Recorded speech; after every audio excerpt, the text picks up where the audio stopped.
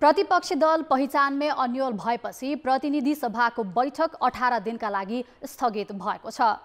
कान्तिपुर समाचारमा आज राष्ट्रपति तथा उपराष्ट्रपति चुनावको आचार संहिता लागू भएपछि के गर्न पाइँदैन, सार्वजनिक संरचना अपाङ्ग मैत्री बनाउन सरकारको उदासीनता, अवैध कारोबारमा संलग्न रहेको आरोप लागेका पृथ्वी बहादुर शाह सहित उनको समूहलाई 4वटा मुद्दा चलाउन केन्द्रीय अनुसन्धान ब्युरोको सुझाव, इन्जिनियरिङमा कहिलेदेखि लागू होला एकीकृत प्रवेश परीक्षा प्रणाली, अनि बाँकेको नारायणपुरदेखि कुण्डासम्मको हुलाकी राजमार्ग कालोपत्रे गरेको 24 घण्टा नपुग्दै भत्कियो। अन्तर्राष्ट्रियमा आगामी आइतबारदेखि सुरु हुने चिनिया संसदको वार्षिक सत्र सम्बन्धी प्रसङ्ग र खेलकुदमा नेपाली राष्ट्रिय फुटबल टिमको प्रमुख प्रशिक्षकमा इटालियन भेन्सेन्जो नियुक्त। नमस्कार, अब मुख्य समाचार। 6 वर्षपछि प्रदेश 1 को नामाकरण हुँदै कोशी नाम पाउने निश्चित, सङ्घले आवश्यक कानुन नबनाइदिँदा तिनै तहका सरकारबीच क्षेत्राधिकारको विवाद कायमै। प्रधानमन्त्री आलोपालो गर्ने विषयमा संविधानविदको प्रश्न, सरकार बनाउन प्रयोग भइसकेको धारा 76 को उपधारा 2 पुनः प्रयोग गर्न मिल्ने नमिल्नेमा अन्यल। कृषि प्रधान देशमा दाल चामलदेखि दुग्धजन्य वस्तु समेत आयात गर्नुपर्ने बाध्यता, पछिल्लो 7 महिनामा मकै मात्र 4 अर्बको भित्रियो, व्यापार घाटा बढेको बढे। चिनिया संसदको वार्षिक सत्र आइतबार बेजिङमा सुरु हुँदै सरकार तथा कम्युनिस्ट पार्टी पुनर्गठनबारे राष्ट्रपति सीको योजनामाथि छलफल हुने र नेपाली अन्डर 19 क्रिकेट टिमले भोलि युएईसँग खेल्ने, विश्वकपमा छनौट हुने अवसर, लिग 2 मा पनि नेपाल र युएई नै आम्ने सामने हुने। प्रदेश 1 को नाम कोशी हुने निश्चित भएको छ। प्रदेशसभाका 2 ठूला दल नेकपा एमाले र नेपाली कांग्रेसको सहमतिमा प्रदेशको नाम कोशी राखिने भएको हो। प्रदेशसभाको आजको बैठकमा सरकारले कोशी नाम राख्न प्रस्ताव गरेकोमा छलफल सकिएको छ। प्रस्तावमाथि संशोधन गर्न 2 घण्टाको समय दिएको छ। आजै 8:30 बजेपछि बस्ने प्रदेशसभा बैठकले प्रदेशसभाको नाम टुङ्ग्याउनेछ। प्रदेशसभाको पहिलो कार्यकालले प्रदेशसभाको नामाकरण गर्न सकेको थिएन, तर दोस्रो कार्यकाल सुरु भए लगतै 2/3 बहुमत जुटाएर प्रदेशसभाको नामाकरण गर्न लागिएको हो। कोशी नाम राख्नुपर्ने भनेर प्रदेशसभामा पेश गरिएको प्रस्तावमा एमालेका रामबहादुर मगर प्रस्तावक र कांग्रेसका भूमिप्रसाद राजवंशी तथा एमालेका निरन राई समर्थक रहेका छन्। यस्तै नेकपा एकीकृत समाजवादी र जनता समाजवादी पार्टीले संयुक्त रूपमा किरात लिम्बुवान सगरमाथा प्रदेश नामाकरणका लागि दर्ता गराएको प्रस्ताव भने प्रदेशसभाले अस्वीकृत गरेको छ। 6वटा प्रदेशले अघिल्लो कार्यकालमै नामाकरण गरे पनि प्रदेश 1 ले नाम राख्न नसक्दा आलोचना हुँदै आएको थियो। प्रदेशसभाको नामाकरणका लागि प्रदेशसभामा कायम रहेका 2/3 सांसदको समर्थन हुनुपर्ने संवैधानिक व्यवस्था छ। प्रदेश 1 को नामाकरणका लागि 63 जना सांसदको समर्थन आवश्यक हुन्छ। प्रदेशसभामा एमालेका 40, कांग्रेसका 29, माओवादीका 13, राप्रपाका 6, नेकपा एकीकृतका 4 र जसपाका 1 जना सांसद छन्। यसैबीच प्रदेशसभा बाहिर भने किरात लिम्बुवान नामाकरण गर्न माग गर्दै प्रदर्शन भएको छ। प्रदर्शन चर्कन सक्ने भन्दै आज दिउँसोदेखि विराटनगरका केही क्षेत्रमा जिल्ला प्रशासन कार्यालय मोरङले निषेधाज्ञा जारी गरेको छ। 60% भन्दा धेरै जनसङ्ख्या कृषिमा आश्रित कृषि प्रधान देश नेपालमा आजसम्म कृषि कानुन नै छैन। तपाईलाई भन्दा आश्चर्य लाग्ला, सङ्घ, प्रदेश र स्थानीय तहको साझा अधिकारमा रहेको कृषि जस्तै शिक्षा, स्वास्थ्य, सञ्चार, पर्यटन, विपद व्यवस्थापन लगायतका विषयमा पनि कानुन बनाइएको छैन। संविधानले तिनै तहको साझा अधिकारको विषय तोके पनि कानुन नबन्दा क्षेत्राधिकारमा त अन्यल छ नै, सेवा समेत प्रभावित बन्ने गरेको छ। मध्य प्रदेशले पहिलो 5 वर्षे कार्यकालमै ल्याएको निजामती र प्रहरी सम्बन्धी ऐन विवादित भएपछि कार्यान्वयन हुन सकेको छैन। केही प्रदेश र स्थानीय तहले आफूलाई आवश्यक पर्ने ऐन बनाए, तर संघीय कानुन नबन्दा कार्यान्वयनमा समस्या छ। संघले कानुन नै नबनाउँदा प्रदेशले निजामती कर्मचारी र प्रहरी भर्ना गर्न सकेका छैनन्। अहिले अप्ठ्यारो भइरहेको, अहिले एकदम अप्ठ्यारो भइरहेको। अब हामी कर्मचारी भर्ना गर्न पाउँदैनौँ, कर्मचारी छैन, हामी प्रहरी भर्ना गर्न पाएका छैनौँ। के लिएर हामी काम गर्ने? मात्रै हामी झन्डा हेलाएर हिँड्ने त हुँदैन, जनताको काम पनि त गर्नु पर्यो। अब कर्मचारी छैन, कहाँबाट ल्याउने कर्मचारी? त्यो कर्मचारी ऐन त आउनु पर्यो नि त। भूमि व्यवस्था उद्योग सम्बन्धी ऐन नबन्दा प्रदेश र स्थानीय तहले आफ्नो एकल अधिकार प्रयोग गर्न पाएका छैनन्। संविधानमा फौजदारी तथा देवानी कार्यविधि, वस्तु तथा सेवाको आपूर्ति, वितरण, मूल्य नियन्त्रण, गुणस्तर र अनुगमन, गरिबी निवारण, सञ्चार माध्यम सहितका 25 विषयलाई सङ्घ र प्रदेशको साझा अधिकार सूचीमा राखिएको छ। त्यस्तै सहकारी, सुकुम्बासी व्यवस्थापन र सवारी चालक अनुमति पत्र लगायतका 15 विषयलाई सङ्घ, प्रदेश र स्थानीय तहको साझा अधिकारमा राखिएको छ। तर सङ्घले कानुन नै नबनाउँदा कसको अधिकार कति हुने भन्ने यकिन हुन सकेको छैन। आधारभूत तह र माध्यमिक तहसम्मको शिक्षाको अधिकार चाहिँ स्थानीय तहलाई दिएको छ। तर शिक्षा ऐन 2028 यथावत रहिरहेको अवस्थाले चाहिँ स्थानीय तह र प्रदेश सरकारले गर्ने काममा चाहिँ दुविधा सृजना भएको छ। अहिले पनि अगाडिको कानुनलाई आधार मानेर हामीले कानुन बनाउने हो भने फेरि क्षेत्राधिकार ओभरल्याप हुने अवस्था हुन्छ। 2074 सालमा भएको 3 तहको निर्वाचन पछिको 5 वर्षे कार्यकाललाई संघीयता कार्यान्वयनको अवधि भनिएको थियो। तर दलहरू सत्ता स्वार्थमै रुमलिँदा कानुन निर्माणको पाटो ओझेलमा परिरह्यो, जसको असर सरकार सञ्चालन र सेवा प्रवाहमा पनि परेको छ। सङ्घले प्रदेशलाई पनि बाँधेछ, स्थानीय तहलाई त झन् बढी बाँधेछ हैन। सो आफ्नो हिसाबले चाहिँ काम गर्ने वातावरण चाहिँ छैन नै। शिक्षा ऐनका सन्दर्भमा, त्यस्तै गरिकन कर्मचारी व्यवस्थापनको सन्दर्भमा लगायत कतिपय स्थानीय तहलाई चाहिँ माथिल्लो कानुन नबन्दै गर्दाखेरि तल चाहिँ यसले काम सम्पादनहरूमा चाहिँ धेरै समस्या बनाएको छ। सङ्घ, प्रदेश र स्थानीय तह समन्वय तथा अन्तर्सम्बन्ध ऐन तीनै तहका सरकार बीच सहकारिता, सहअस्तित्व, समन्वय र पारस्परिक सहयोगको अवधारणा अनुसार कानुन बनाएर काम गर्न बाटो खोलेको छ। तर प्रदेश र स्थानीय तहले कानुन निर्माणमा अग्रसरता लिएका छैनन्। सङ्घले कस्तो कानुन बनाउँछ, सङ्घको कानुन हेरौँ, फेरि मेहनत गरिसकेपछि भन्ने खालको त्यो सोच मानसिकता भयो। अर्को के भने कर्मचारीहरूको जवाफदेहिता, उत्तरदायित्वमा कस्तो छ भने तलको कतिपय राजनीतिक नेतृत्व छ नि, राजनीतिक नेतृत्वले कतिले चाँदै पनि त्यो उठान त कर्मचारी नेतृत्वले होइन भनेको बुझ्नु भयो नि मेरो कुराहरू होइन। कर्मचारी नेतृत्व अग्रसर नहुँदाखेरि त्यो बन्न सकेन क्या, त्यो बन्नै सकेन कतिपय। एकातिर सङ्घले बनाउनु पर्ने साझा अधिकार सूचीका 15 सहित दर्जनौं कानुन बनेका छैनन् भने अर्कातिर सरकारले संसदलाई बिजनेस पनि दिन सकेको छैन। संविधानको धारा 232 मा सङ्घ, प्रदेश र स्थानीय तह बीचको सम्बन्ध सहकारिता, सहअस्तित्व र समन्वयको सिद्धान्तमा आधारित हुने भनिएको छ र तीनै तहका साझा अधिकारको सूची कार्यान्वयन गर्न समन्वय सम्बन्धी कानुन बनाउनु पर्छ। तर सङ्घले यो कानुन नबनाउँदा 3 तह बीच साझा अधिकार प्रयोगलाई लिएर भइरहेको विवाद निरूपणको वैधानिक प्रणाली नै स्थापित हुन सकेको छैन। कान्तिपुर समाचारका लागि जिल्ला सहकर्मीहरूको सहयोगमा क्यामेरामा पशुपति बुढाथोकीका साथ सुभिन्द्र श्रेष्ठ, काठमाडौँ। नेपाली कांग्रेस, माओवादी केन्द्र र एकीकृत समाजवादी बीच प्रधानमन्त्रीमा आलो पालो गर्ने सहमति भएको चर्चासँगै संवैधानिक व्यवस्थामाथि बहस सुरु भएको छ।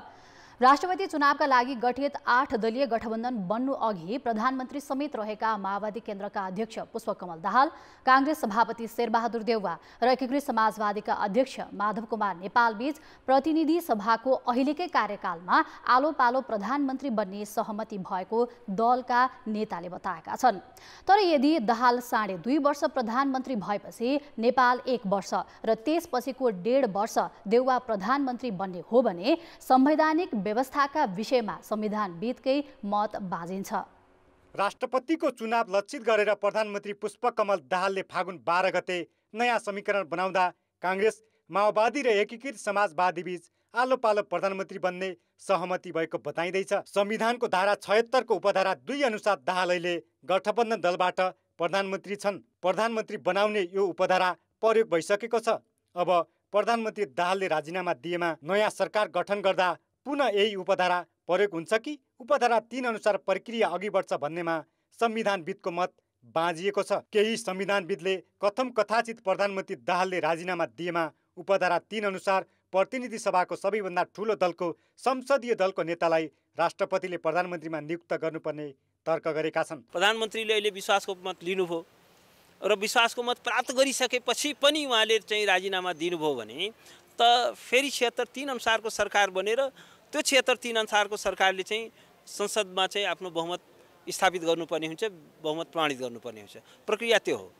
फेरि 76(2) कै बन्दैन। स्पष्ट छ संविधान। यो तर्कलाई आधार मान्ने हो भने दाहालपछि एकीकृत समाजवादीका नेता माधव कुमार नेपाल प्रधानमन्त्री बन्न पाउने छैनन्।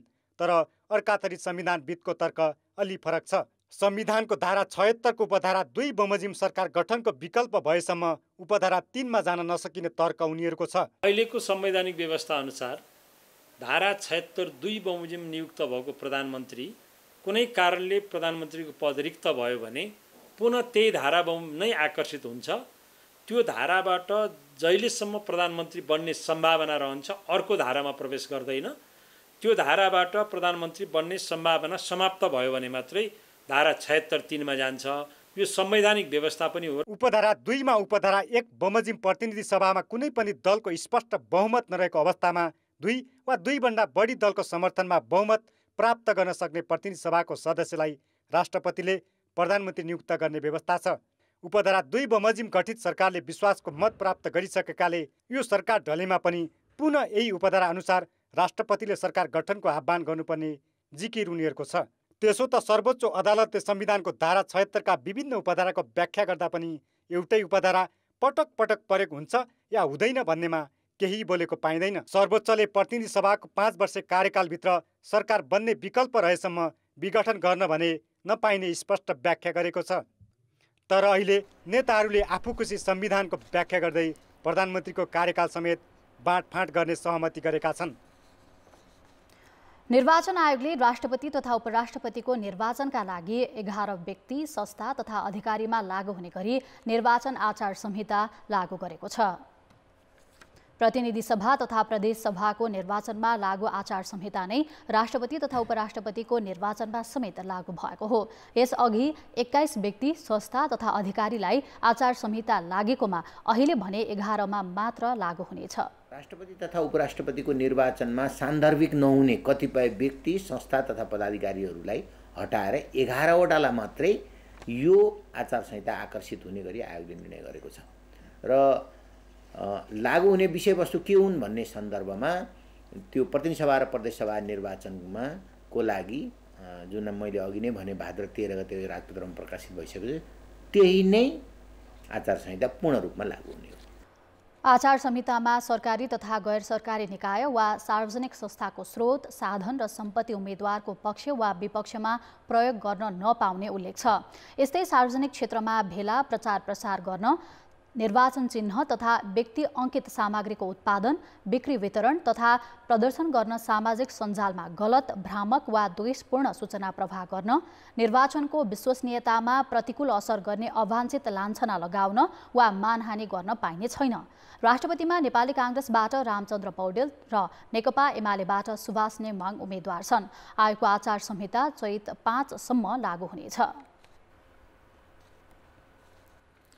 नेकपा एकीकृत समाजवादीले फागुन 25 गते हुने राष्ट्रपतिको चुनावमा 8 दलीय गठबन्धनका उम्मेद्वार रामचन्द्र पौडेललाई मतदान गर्ने निर्णय गरेको छ।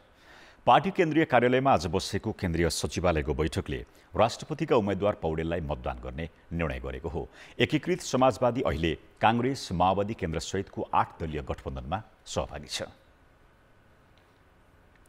नेकपा एमाले सरकारलाई दिएको समर्थन फिर्ता लिएपछि प्रतिनिधि सभाको प्रतिपक्षी सिटमा को बस्ने भन्नेमा नेपाली काङ्ग्रेस र एमाले बीच विवाद देखिएको छ। प्रतिपक्षको टुङ्गो नलाग्दा प्रतिनिधि सभाको बैठक चैत 5 गतेसम्मका लागि स्थगित भएको छ।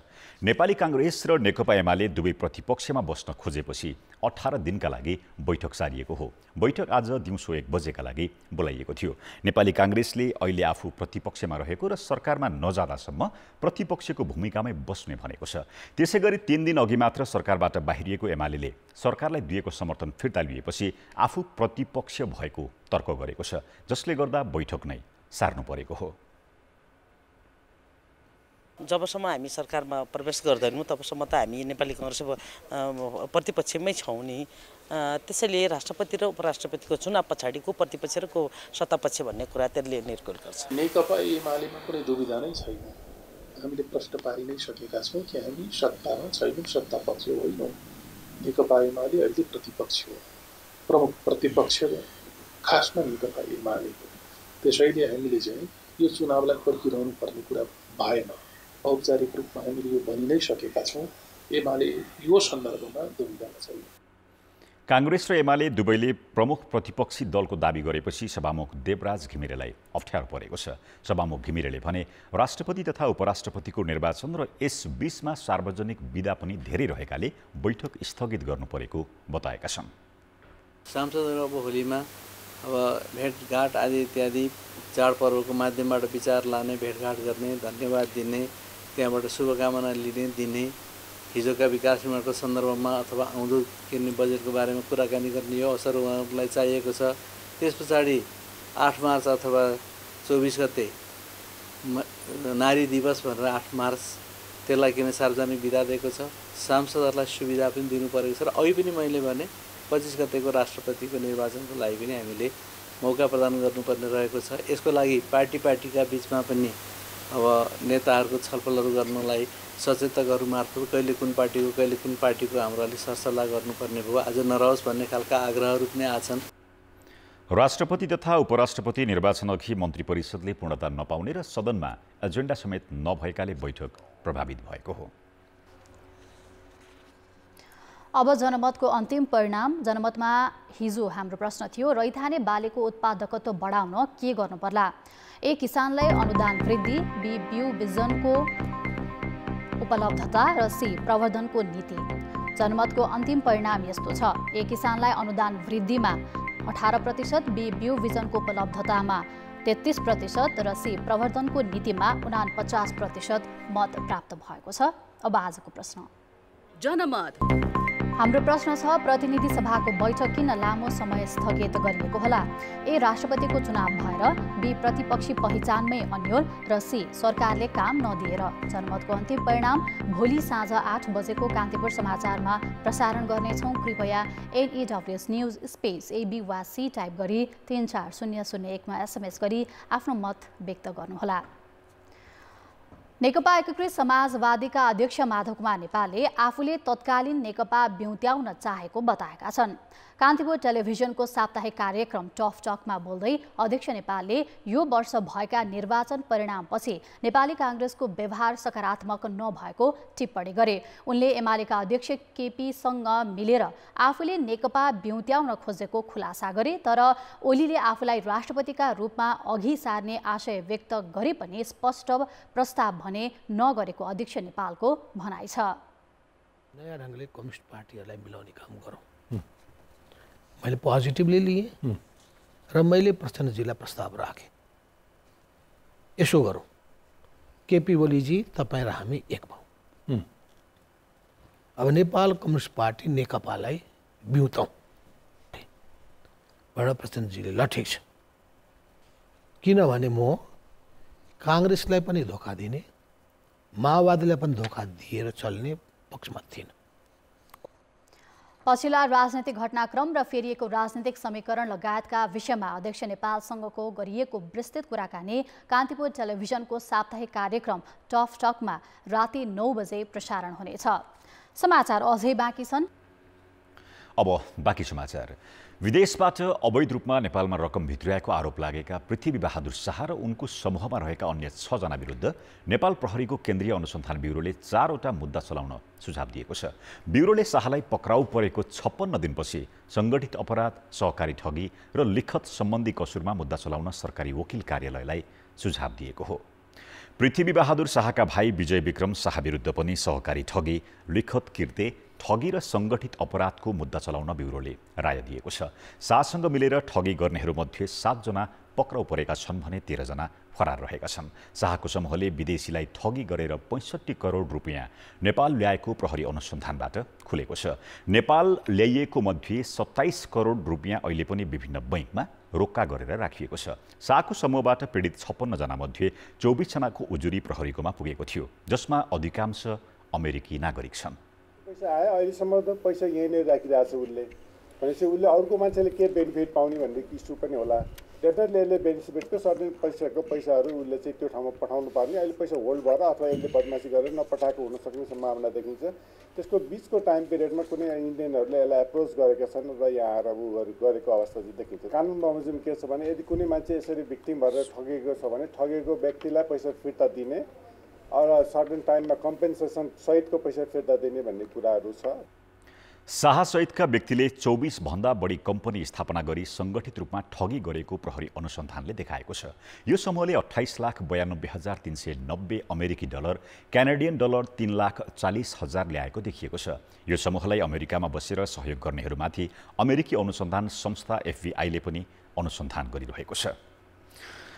बाँकेको राप्ती नदी पूर्व नारायणपुरदेखि कुण्डासम्म 68 करोड 7 लाख रुपियाँमा निर्माण थालिएको हुलाकी राजमार्गमा कालोपत्रे गरेको 24 घण्टा नपुग्दै भत्किएको छ। राप्ती सोनारी गाउँपालिकामा पर्ने राजमार्गको 21 किलोमिटर खण्डमा अक्सफाल्ट प्रविधिद्वारा कालोपत्रे गर्न थालिएको थियो। तर निर्माण सुरु गरेको भोलिपल्टै पक्की राजमार्ग भत्किएपछि निर्माण कम्पनी र सरकारी पक्षले उपकरणलाई दोष दिएर उम्कने प्रयास गरेका छन्। गोबरले ल्याए त 3-4 दिन टेक्छ, महिना हप्ता दिन टेक्छ, त हप्ता दिन नटेक्ने भएको त्यो 3 दिनभित्रै ओद्रिन्छ भने के गोबरभन्दा आज तल्न गएको छ गएको एउटा।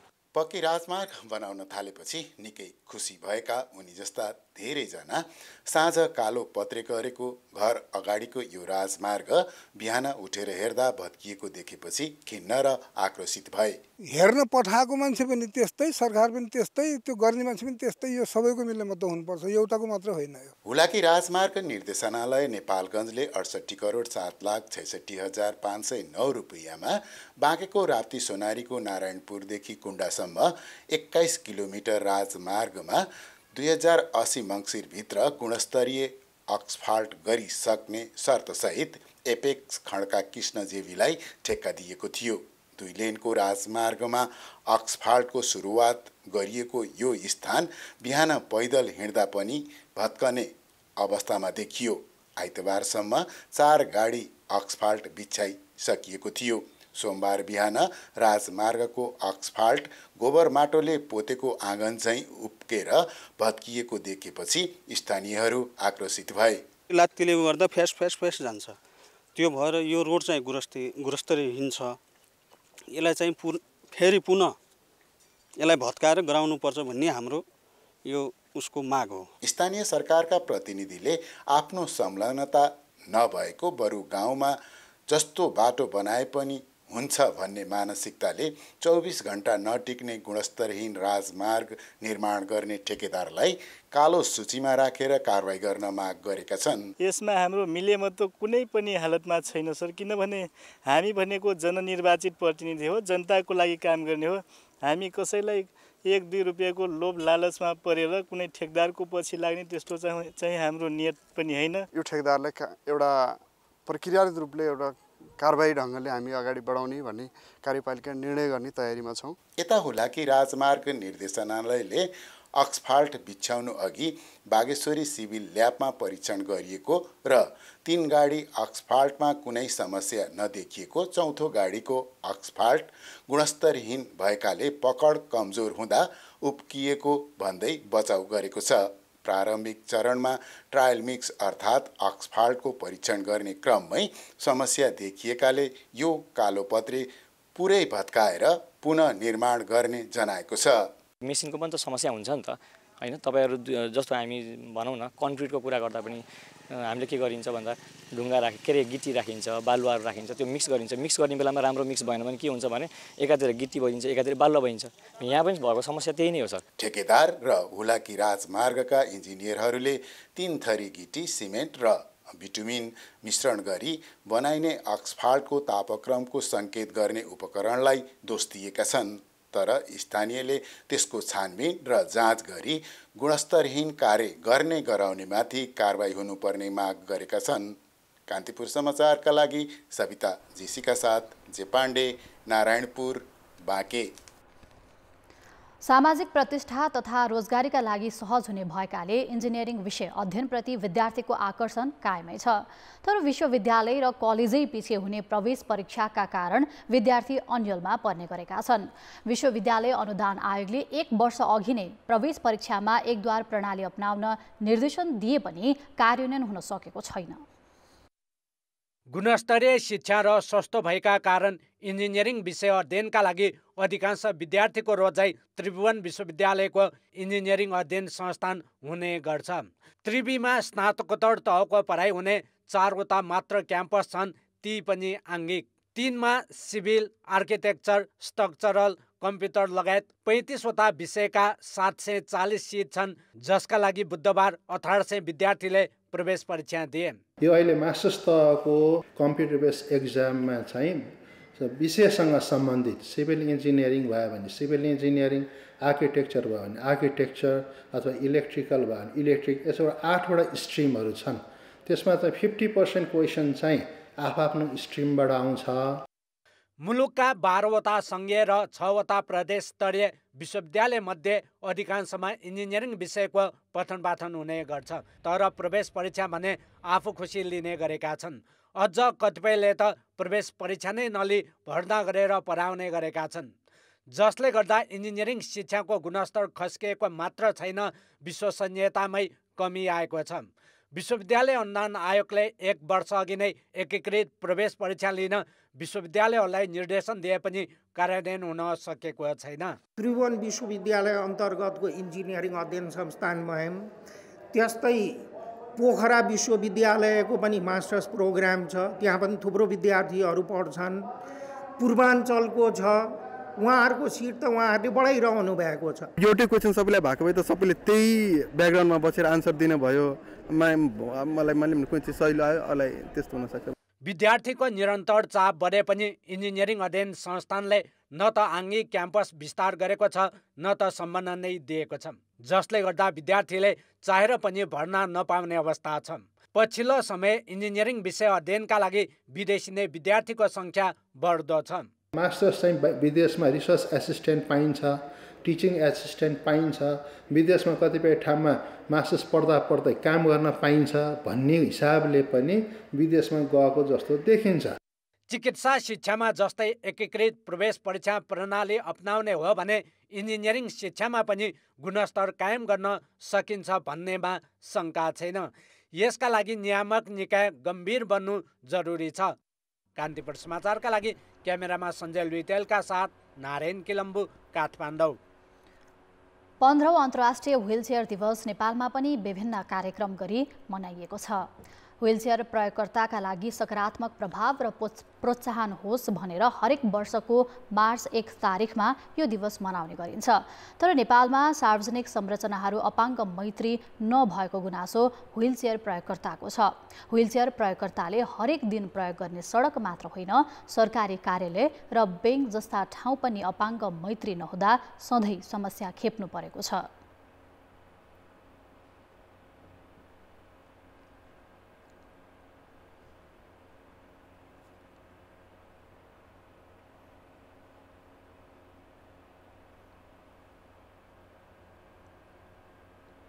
आफै जान सक्ने ठाउँ कहीँ छैन, एटिएममा पहुँच छैन, एटिएम कार्ड हामी सबैसँग एटिएम छ, ब्याङ्क एकाउन्ट छ, तर हामीले आफूले युज गर्न पाउँदैनौँ। अर्काको भर पर्नु पर्दाखेरि धेरै कठिन हुँदो रहेछ। काम गर्न अब बोलाउनुहुन्छ अब अफिसहरूमा जाँदाखेरि, किनभने इन्फ्रास्ट्रक्चरले गर्दाखेरि चाहिँ हाम्रो यस्तो हामी 2 तला 3 तला माथि छ हाम्रो अफिस चाहिँ, अब तपाईँले अब हाम्रो लिफ्ट भनौँ त्यस्तो सुविधा छैन भनेर प्राय धेरैजनाले चाहिँ हाम्रो नेपालमा भएको त्यो बिल्डिङहरू त्यस्तो व्हीलचेयर फ्रेन्डली अपाङ्गता मैत्री नभएको कारणले छैनन्। त्यस्तो हाम्रा संरचनाहरू भनेका चाहिँ हामीले जहाँ वकालत गर्न जान्छौँ त्यहाँका संरचनाहरू भनेको चाहिँ कतिपय संरचनाहरू चाहिँ राज्यका हुँदैनन्, भाडाका हुन्छन् भनेर उहाँहरूलाई पन्छिनुहुन्छ, कतिपय संरचनाहरू चाहिँ पुरानो हुन्छन् भनेर चाहिँ पन्छिनुहुन्छ, जो चाहिँ हामीलाई अहिले अब एकदमै गाह्रो भएको अवस्था चाहिँ होइन।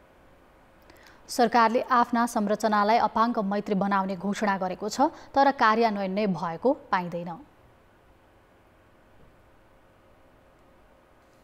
अन्तर्राष्ट्रिय व्हीलचेयर दिवस नेपालमा सन् 2008 देखि मनाइँदै आएको छ। अब जनताको आवाज हामीले 7 प्रदेशमा सोधेका छौँ। सार्वजनिक स्थल र सेवा प्रवाह गर्ने कार्यालयलाई अपाङ्ग मैत्री बनाउन के गर्नु पर्ला?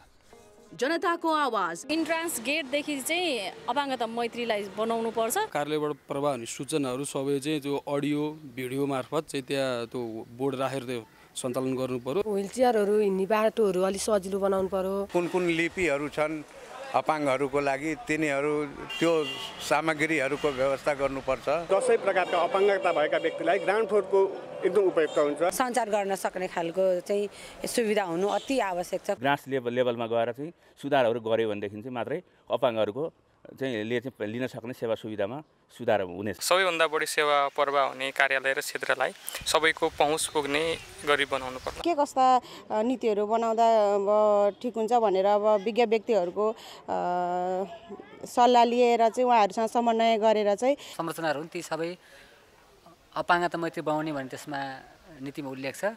त्यसलाई एउटा कडाइका साथ कार्यान्वयन गर्नुपर्छ। अपाङ्गहरूको छुट्टै व्यवस्थापन हुनु पर्यो। लिफ्टहरू पनि बिग्रिया छन् त्यो बनाइदिनु पर्ने हो। अपाङ्गहरूलाई अग्रतामा राखी सहज रूप वातावरणमा काम गरिदिनु पर्यो। नीतिगत रूपमा एउटा भवन निर्माण आचार संहिता गराउनु पर्छ। सरकारी सेवामा अपाङ्गहरूको लागि विशेष व्यवस्था गरिदिने, राज्यले लगानी गर्न पर्यो अपाङ्ग मैत्री पूर्वाधारहरूको लागि।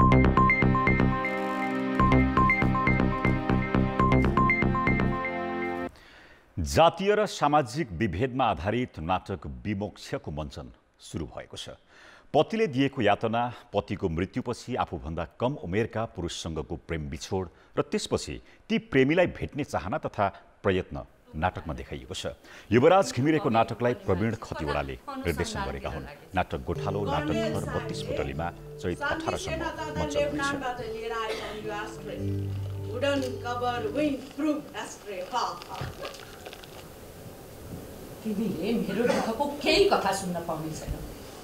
आर्थिक र अन्तर्राष्ट्रिय समाचार हामीसँग बाँकी नै छ। अर्थ र विकास। कुनै समय नेपालमा मकै, कोदो, फापर, दाल जस्ता कृषि उपज मुख्य रैथाने बालीमा पर्थे। तर आज तिनै बालीको उत्पादन घट्दै गएर 7 समुद्र पारीबाट आयात गर्नु परेको छ र यो क्रम वर्षेनी बढ्दो छ। पछिल्लो 7 महिनामा मकै मात्रै 4 अर्ब रुपैयाँको आयात भएको छ। तपाईलाई थाहा छ युक्रेनबाट सूर्यमुखी तेल, अस्ट्रेलियाबाट मुसुरोको दाल र भारतबाट चामल र गहुँ कृषि प्रधान देश नेपाल नआए नेपालीको चुलो नबन्ने अवस्था छ। भारत, इन्डोनेसियादेखि अफ्रिका र युरोपबाट भित्रिने जिरा, धनियाँ, ल्वाङ र सुकमेलको पनि नेपाल ठुलै बजार मानिन्छ। हामीले खाँदै आएको रहरको दाल अफ्रिकी मुलुक इथियोपिया, मलावी, दक्षिण अफ्रिका र तान्जानियाबाट आउन थालेको छ, जसलाई पिगन पिस भन्ने गरिन्छ। अफ्रिकी मुलुक ग्याबोन, दक्षिण अमेरिकाको मडागास्करदेखि न्युजिल्यान्डको टापु टोकेलाउ सहित 154 मुलुकसँग नेपालले व्यापार गर्दै आएको छ। तीमध्ये अधिकांश देशमा हाम्रो निर्यात शून्य छ। त्यसमा पनि कृषिजन्य वस्तुको आयात बढी छ। मुख पुछ्ने टिस्यु पेपरदेखि दाँत कोट्याउने सिन्का समेत विदेशबाटै आयात हुन थालेको छ। चालु आर्थिक वर्षको 7 महिनामा 1 खर्ब 74 अर्ब रुपियाँ भन्दा बढीको कृषिजन्य वस्तु नेपाल भित्रिएको छ, जसमा 10 अर्ब 66 करोडको चामल आयात हुँदा 19 अर्ब बढीको तरकारी, फलफुल तथा हाम्रै डाँडापाखामा फल्ने कन्दमूल आयात भएको छ।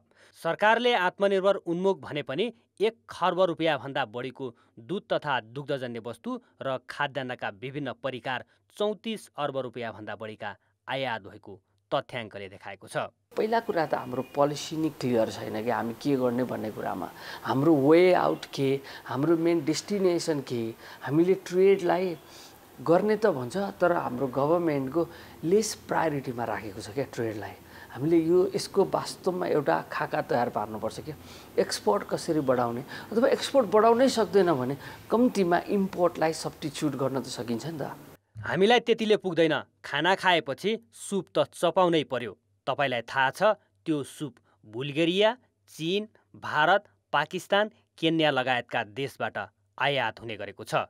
त्यस्तै अर्जेन्टिनाबाट भटमास, ब्राजिल र मेक्सिकोबाट मकै आयात हुने गरेको छ। नेपालका रैथाने बालीमा पर्ने फापर चालु आर्थिक वर्षको 7 महिनामा मात्रै 27,59,000 र जौ 80 लाख रुपियाँ बराबरको आयात भएको छ। आयातलाई महँगो बनाउने र निर्यातलाई सस्तो बनाउने ढङ्गले हामीले काम गर्नुपर्छ भनेको हाम्रो विभिन्न नीतिहरूले काम गर्नुपर्छ। त्यो भनेको हाम्रो फिस्कल नीतिले काम गर्नुपर्छ, कर नीतिले काम गर्नुपर्छ, त्यो भनेको हाम्रो मोनेटरी पोलिसीले काम गर्नुपर्छ, त्यो भनेको हाम्रो औद्योगिक नीतिले काम गर्नुपर्छ, त्यो भनेको हाम्रो लगानी नीतिले काम गर्नुपर्छ, त्यो भनेको हाम्रो व्यापार नीतिले काम गर्नुपर्छ। त्यो अनुरूप काम गर्नुपर्छ। हो त्यो गर्न सक्यौँ भनेदेखि यसमा हामीले फड्को मार्न सक्छौँ, सुधार गर्न सक्छौँ। वैदेशिक व्यापार हुने प्रमुख 10 मुलुकमध्ये अमेरिकासँग मात्रै नेपालको व्यापार नाफामा छ। चालु आर्थिक वर्षको हालसम्म अमेरिकामा 10 अर्ब 73 करोडको वस्तु निर्यात गर्दा 10 अर्ब 64 करोडको वस्तु आयात भएको छ। त्यस्तै अस्ट्रेलियाबाट 9 अर्ब 92 करोडको वस्तु आयात हुँदा 91 करोड 28 लाखको वस्तु मात्रै निर्यात भएको छ, जसमा 2 अर्ब 15 करोड रुपियाँको दाल, 1 अर्ब 66 करोड रुपियाँभन्दा बढीको चना र 3 अर्ब 50 करोडको तुरी आयात भएको छ।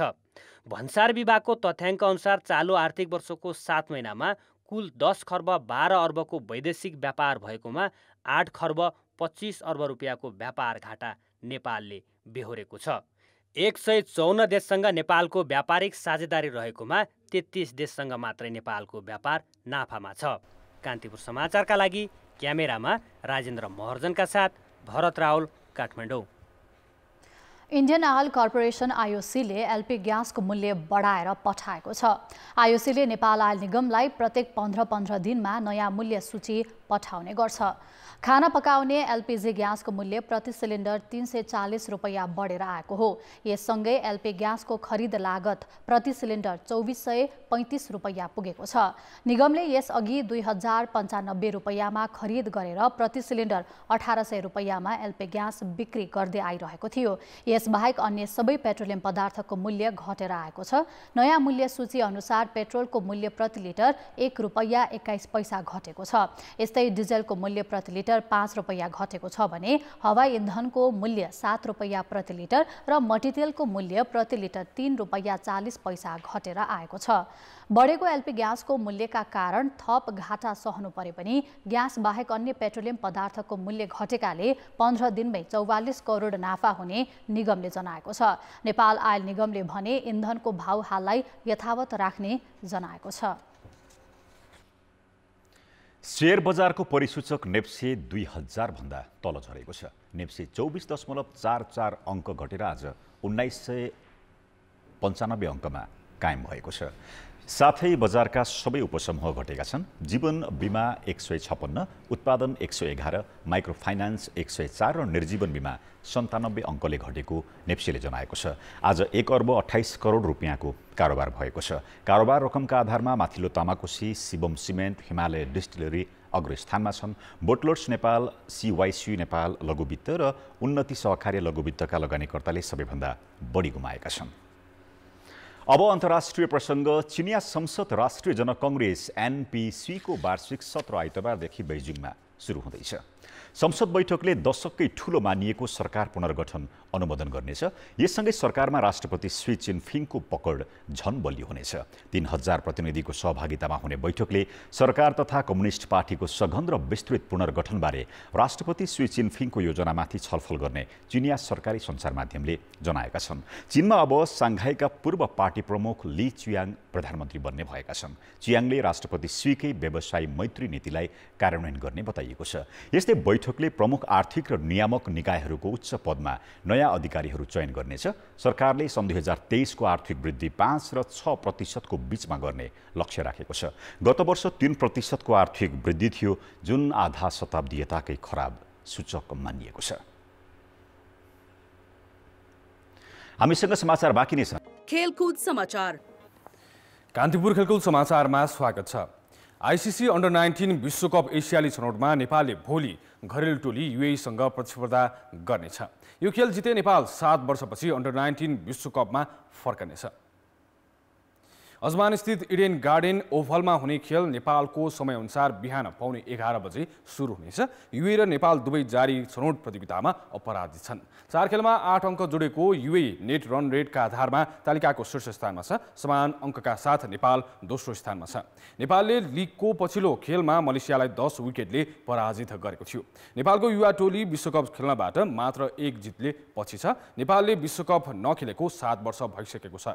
पछिल्लो पटक 2016 मा सहभागिता जनाए यता नेपाल छनौट हुन सकेको छैन। कप्तान देव खनालले भोलि आफ्नो टिमको असली परीक्षा भएको प्रतिक्रिया दिएका छन्। सबै खेलाडीको विश्वकप खेल्ने सपनालाई पूरा गर्न युए विरुद्ध उत्कृष्ट खेल खेल्ने उनको भनाइ छ।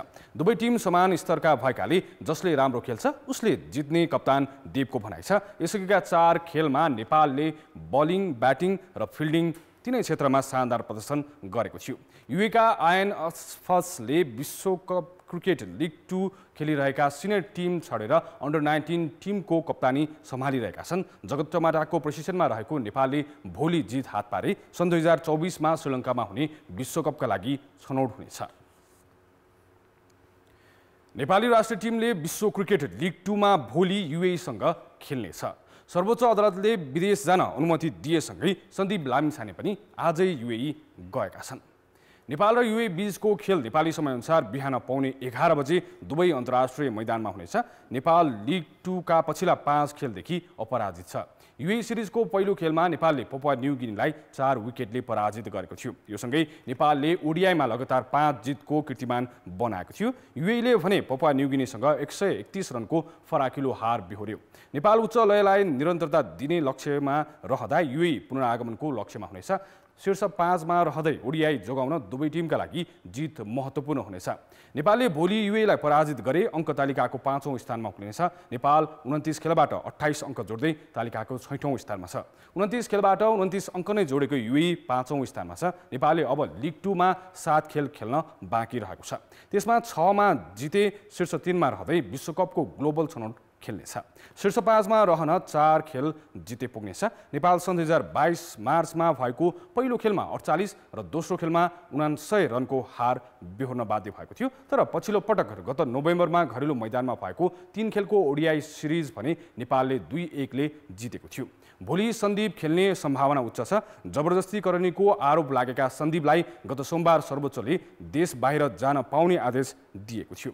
उनले घरेलु मैदानमा भएका नामिबिया र स्कटल्यान्डसँगका 4 खेलमा 13 विकेट लिएका थिए। अखिल नेपाल फुटबल सङ्घ इन्फाको कार्यसमिति बैठकमा भाँड भैलो मचिएको छ। फुटबल विकासका लागि एक ठाउँमा जम्मा भएका पदाधिकारीले हिजो आज आरोप प्रत्यारोपमै दिन बिताइरहेका छन्। आज बसेको कार्यसमिति बैठकले गरेका निर्णयभन्दा पदाधिकारी बीच भएको विवादले फुटबललाई तरङ्गित पारेको छ। असन्तुष्ट पक्षले महासचिव किरण राई र कोषाध्यक्ष रविन्द्र जोशीलाई बर्खास्त गर्ने एजेन्डा बैठकमा समावेश गर्न माग गरेको थियो। तर अध्यक्ष पङ्कज नेमुवाङले बैठकको एजेन्डामा यो माग समावेश नगरेपछि विवाद चर्कियो। साधोबाटो स्थित एन्फा कम्प्लेक्समा बिहान 8 बजे बोलाइएको बैठक विवादकै कारण झण्डै 2 घण्टा ढिलो सुरु भयो। सुरुवातमा 11 जना कार्यसमिति सदस्यले आफूहरूको एजेन्डा समावेश नगरेको भन्दै विरोध जनाएका थिए।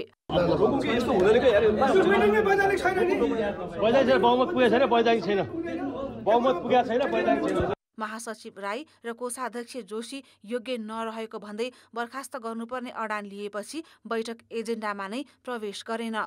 उपाध्यक्ष दीर्घबहादुर केसी, विराटजङ शाही, दीपक खतिवडा, सदस्यहरू रूपेश अधिकारी, रविन्द्र चन्द लगायतका 9 पदाधिकारी बैठक बहिष्कार गर्दै बाहिरिए। उनीहरूले एकलौटी ढङ्गले बसेको बैठक वैधानिक नहुने दावी गरे। झुक्काएर 9 जना छ, 11 जना छ भने सही गरेछ भनेर झुक्काएर चाहिँ निर्णय गराउने, छलेर जान खोज्ने कार्यसमितिलाई होइन भुतु हुन्छ त। ल कन्फिडेन्ट ल 21 मा 11 को बहुमत भरे ल 9 जना त बाहिर छ नि त। उहाँहरूकै भर्सनमा होइन, हामीसँग 11 छ भन्छौँ हामीले, उहाँहरू अल्पमत छन् होइन भन्नु कसरी। अनि 50% बाहिर 50% भित्र नेपाली फुटबल चल्छ। एन्फा अध्यक्ष नेमुवाङले भने बहुमत अर्थात् 11 सदस्यले निर्णयमा हस्ताक्षर गरेको दावी गरेका छन्। असन्तुष्ट सदस्यहरूको बहिष्कारका बीच बैठकले 20 मिनटको समयमा 20 निर्णय गरेको छ, जसमा एन्फा निर्वाचन समितिमा रहेका दामोदर भट्टराईलाई सहमहासचिवमा नियुक्त गर्ने निर्णय पनि छ। म विधानदेखि तलमाथि भएको छैन। एजेन्डा थप्दाखेरि 3 दिन मिटिङको 3 दिन अगाडि उहाँहरूलाई त्यो एजेन्डा पठाउनु पर्थ्यो। एजेन्डा थप नहुँदाखेरि सूचित गराउनु पर्थ्यो, मैले सूचित गराएँ। उपाध्यक्ष केसीले अध्यक्ष नेमुवाङले हस्ताक्षरको सूची आफूहरूलाई नदेखाएको बताएका छन्। सदस्य टीका लामाले उपस्थिति पुस्तिकाबाट आफ्नो हस्ताक्षर फिर्ता लिएको जनाएका छन्। उनलाई बैठकले फुटसल समिति संयोजकमा नियुक्त गरेको थियो। बैठक चलिरहँदा हात हालाहालको स्थिति पनि उत्पन्न भयो। पदाधिकारी आफ्नो स्वार्थमा लाग्दा त्यसको असर समग्र फुटबलमा देखिन थालिसकेको छ।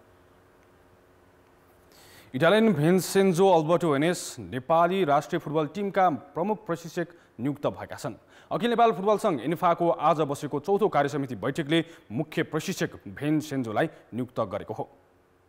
38 वर्षीय प्रशिक्षक युरोपेली फुटबल महासङ्घ युएफा लाइसेन्स प्राप्त प्रशिक्षक हुन्। उनी पछिल्लो समयमा भारतको Indian Super League club North East युनाइटेडमा आबद्ध थिए। उनकै नेतृत्वमा गोकुलम एफसीले लगातार 2 सिजन आई लिगको उपाधि उचालेको थियो। 2020 पछि नेपालको नेतृत्व गर्ने उनी पहिलो युरोपेली प्रशिक्षक हुन्। त्यसअघि स्विडिस प्रशिक्षक योहान कालिनले नेपालको नेतृत्व सम्हालेका थिए। त्यसपछि कतारी अब्दुल्ला अलमुतारी, प्रदीप हुमागाई तथा प्रवेश कटवालले नेपाली फुटबलको मुख्य प्रशिक्षकको जिम्मेवारी सम्हालेका थिए।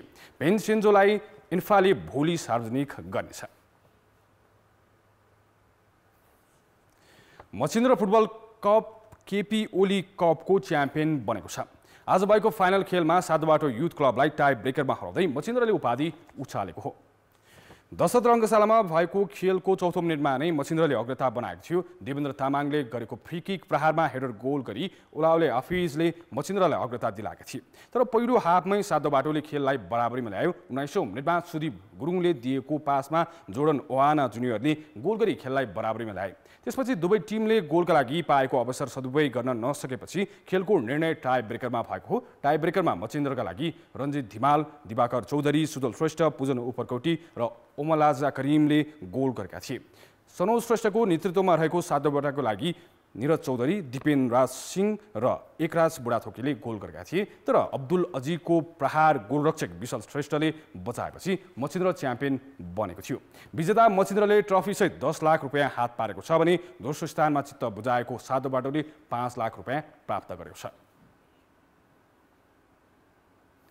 कान्तिपुर खेलकुद समाचारहरूलाई यति नै। कान्तिपुर समाचार अहिलेलाई सकियो। कान्तिपुर टेलिभिजन हेर्दै गर्नुहोला। नमस्ते।